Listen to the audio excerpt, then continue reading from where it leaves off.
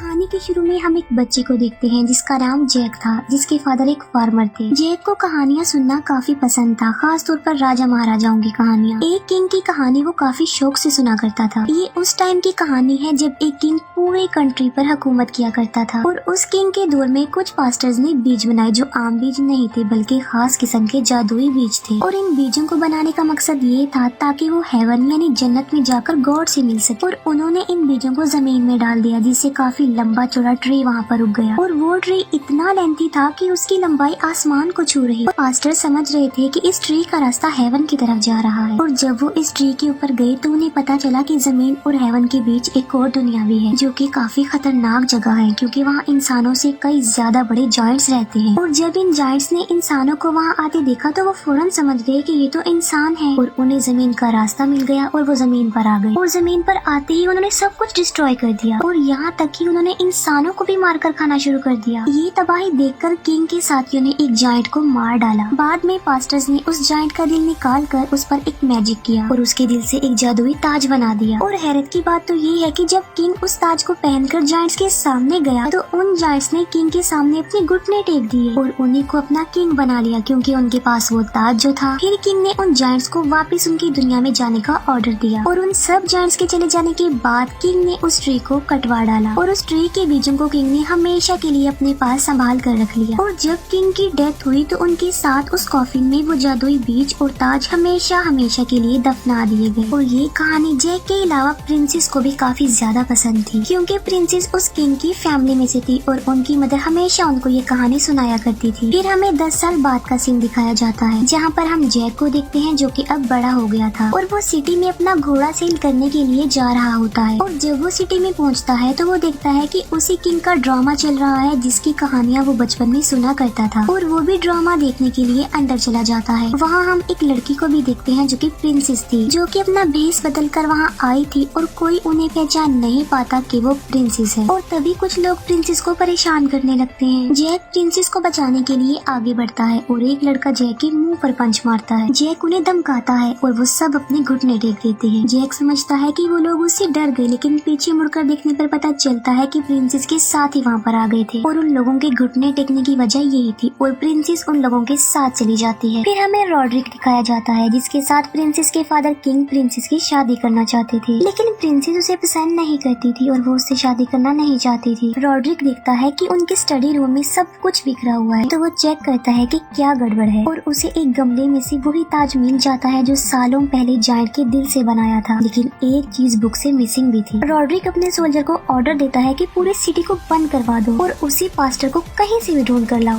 अपना घोड़ा बेचने के लिए सिटी में होता है तो एक पास्टर उसके पास आता है और कहता है कि मैं तुम्हारा घोड़ा खरीदना चाहता हूँ। जैक कहता है कि इसके लिए पैसे होने चाहिए जो पास्टर्स के पास नहीं होते, जिस पर वो पास्टर जैक को कुछ बीज देता है और एक फादर के बारे में बताता है कि ये बीज उनको दे देना और तुम्हें तुम्हारी पेमेंट मिल जाएगी। जिस पर जैक कहता है कि बीजों के बदले में कौन पैसे देता है। वो पास्टर जवाब देता है कि ये कोई आम बीज नहीं है बल्कि ये जादुई बीज है जो इतने पावरफुल है कि पूरी दुनिया को बदल सकते हैं और कीमती भी है और इन्हें किसी भी कंडीशन पर मत खोना और एक जरूरी बात कि इन्हें पानी में तो बिल्कुल मत डालना। और वो पास्टर जैक का घोड़ा लेकर वहाँ से चला जाता है लेकिन आगे जाकर वो पकड़ा जाता है। घर जाने पर जैक की अंकल उस पर गुस्सा करते हैं कि ये तुमने क्या किया, घोड़े के बदले में बीज ले आए, उस पास्टर ने तुम्हें बेवकूफ बनाया है और गुस्से में आकर वो बीज नीचे गिरा देते हैं।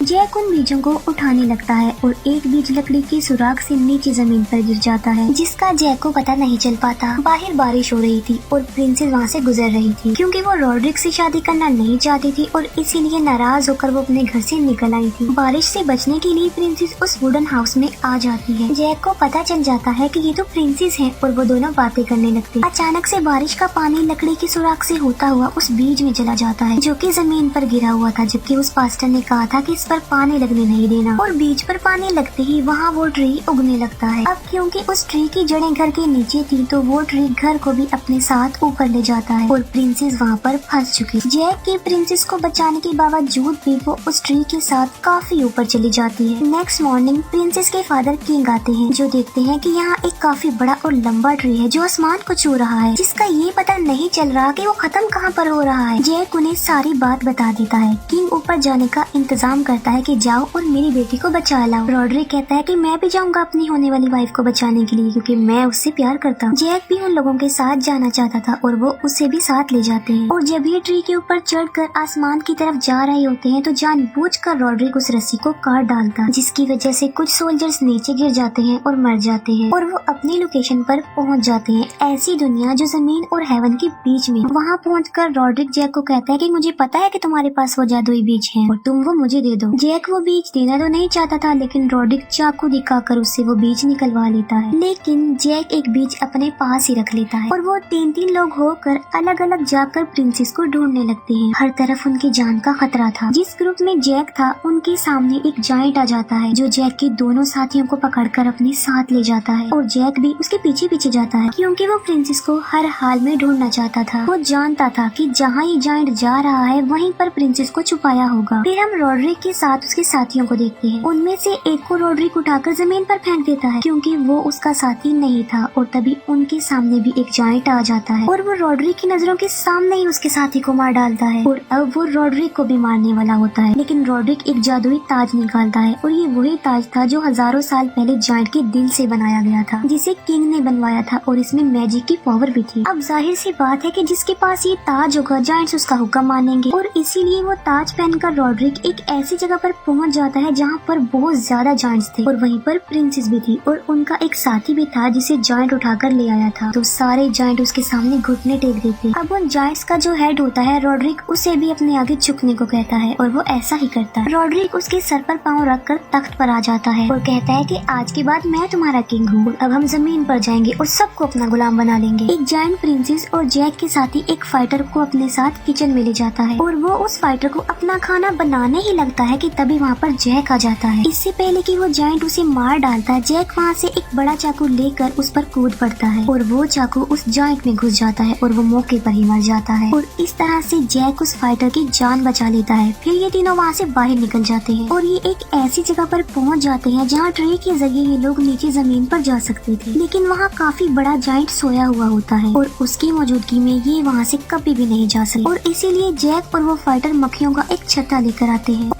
और जो आर्मर मास्क उस जायंट ने पहन रखा था उसे खोलकर वो उन मक्खियों को वहाँ अंदर छोड़ देते हैं, जिसकी वजह से वो जायंट जाग जाता है और अजीब तरह से तड़पने लगता है। और उस जायंट का बैलेंस बिगड़ जाने की वजह से वो नीचे जमीन पर आ गिरता है। नीचे किंग उसे देख लेता है और समझ जाता है कि जायंट अब नीचे आना चाह रही है और वो अपने सोल्जर्स को ऑर्डर देते हैं कि इस ट्री को काट दिया जाए, क्योंकि अगर वो जायंट जमीन पर आ गए तो वो सब कुछ डिस्ट्रॉय कर देंगे और फिर इस तबाही को कोई भी नहीं रोक पाएगा। वो फाइटर जैक और प्रिंसेस को कहता है कि तुम दोनों जमीन पर चले जाओ और मैं यही रुकता हूँ, क्योंकि मैं रॉड्रिक को किसी भी हाल में रोकना चाहता हूँ, क्योंकि अगर वो जमीन पर चला गया तो हर जगह तबाही मचा देगा और मैं उसके इरादे अच्छी तरह से जानता हूँ। और वो फाइटर वहीं पर रुक जाता है और जैक और प्रिंसेस ट्री के जरिए नीचे आने लगते हैं। अब किंग ऐसा चाहता तो नहीं था, लेकिन फिर भी वो ट्री कटवाने लगता है, क्योंकि उसे पता था कि ट्री पूरी दुनिया के लिए खतरा है और तबाही का रीजन बन सकता है। दूसरी तरफ रॉड्रिक अपने जायंट सोल्जर्स के साथ जमीन पर आने की तैयारी कर रहा होता है और वहीं पर वो फाइटर भी छुपा हुआ था। लेकिन इससे पहले कि वो सोल्जर्स अपने बुरे इरादे से जमीन पर जाने लगे, वो फाइटर रॉड्रिक पर अटैक कर देता है और उसे मार देता है और रॉड्रिक के सर से वो ताज वहीं पर ही गिर जाता। जमीन पर दिखाया जाता है कि सोल्जर उस ट्री को काट चुके थे और वो ट्री आहिस्ता आहिस्ता नीचे आने लगता है। वो फाइटर ट्री के साथ नीचे गिर रहा होता है और दूसरी तरफ जैक और प्रिंसेस भी ट्री के साथ नीचे गिरने लगते हैं, लेकिन वो तीनों बच जाते हैं और वही ताज जायंट्स के हेड को मिल जाता है और वो उसे अपनी उंगलियों में पहन लेता है और सारे जायंट्स उसे अब अपना किंग मान लेते हैं। लेकिन अब ये जमीन पर नहीं जा सकते थे, क्योंकि ट्री जो कर चुका था उन्हें वहाँ एक छोटी सी थैली मिलती है और इस थैली में वही बीज थे और ये वही जादुई बीज थे। किंग जायंट उन बीजों को पानी में फेंक देता है और वहाँ बहुत बड़े बड़े ट्रीज उगने लगते हैं और ये जायंट्स उन ट्रीज को जमीन की तरफ कर देते हैं और अब वो जमीन की तरफ बढ़ने लगते हैं। किंग को उसकी बेटी मिल जाती है और वो खुश हो जाता है और जैक को थैंक्स बोलता है, लेकिन वो ये नहीं जानता था कि जैक और प्रिंसेस एक दूसरे को पसंद करने लग गए हैं। जैक प्रिंसेस को गुड बाय कहकर वहाँ से चला जाता है, क्योंकि वो एक आम लड़का था, एक गरीब था। जब जैक अपने घर की तरफ जा रहा होता है तो वो देखता है कि वही ट्रीज दोबारा से जमीन की तरफ आ रहे हैं और वो फौरन समझ जाता है कि ये उन्हीं बीजों की वजह से उगे होंगे जो रॉड्रिक ने उससे छीन लिए थे और अब वो जायंट्स जमीन पर आना चाहते हैं। और वो फौरन घोड़े पर बैठकर राजा को ये बताने के लिए निकल पड़ता है कि सबकी जान खतरे में है। जैक किंग और प्रिंसेस तक पहुँच जाता है और कहता है कि जायंट्स आ चुके हैं और इतनी ही देर में वहाँ पर हर तरफ जायंट्स फैल चुके चुके थे और तबाही मचाने लगे थे। अपनी जान बचाने के लिए किंग और सोल्जर्स घोड़े पर बैठकर पैलेस की तरफ भागते हैं, क्योंकि वहीं पहुंचकर वो खुद को सेव कर सकते थे, वरना वो जायंट्स का शिकार बन सकते थे। क्योंकि ये लोग उसी किंग की नस्ल थे जहाँ से ये सारी कहानी शुरू हुई, और जायंट्स इस फैमिली को कभी भी नहीं छोड़ेंगे, क्योंकि उस किंग ने ताज पहनकर इन जायंट्स को वापस भेज दिया था। इससे पहले कि जायंट्स उन्हें नुकसान पहुंचाते, वो सब पैलेस में आ जाते, लेकिन जैक पीछे रह जाता है, और जिस लकड़ी के पुल के जरिए वो सब यहाँ आए थे, फाइटर उसे ऊपर खींचने का ऑर्डर दे देता है। लेकिन ऊपर जाने से पहले जैक बिल्कुल ठीक वक्त पर उसके ऊपर चढ़ जाता है, लेकिन जायंट्स का हेड उस लकड़ी के पुल को पकड़ लेता है। वो फाइटर बाकी सोल्जर्स को ऑर्डर दे देता है कि तीरों की बारिश कर दी जाए, और वो ऐसा ही करते हैं, और जायंट हेड पानी में जाकर गिरता है। वहाँ पर आग लगी हुई थी, और इसीलिए वहाँ से तो वो ऊपर नहीं आ सकता था, इसीलिए वो पानी में जाकर दूसरा रास्ता ढूंढने लगता है। दरवाजा बंद किया जा रहा था, लेकिन जायंट्स रस्सियों की मदद से दरवाजे को अपनी तरफ खींच रहे होते हैं, और किंग के सोल्जर्स दरवाजे को अपनी तरफ खींच रहे होते हैं,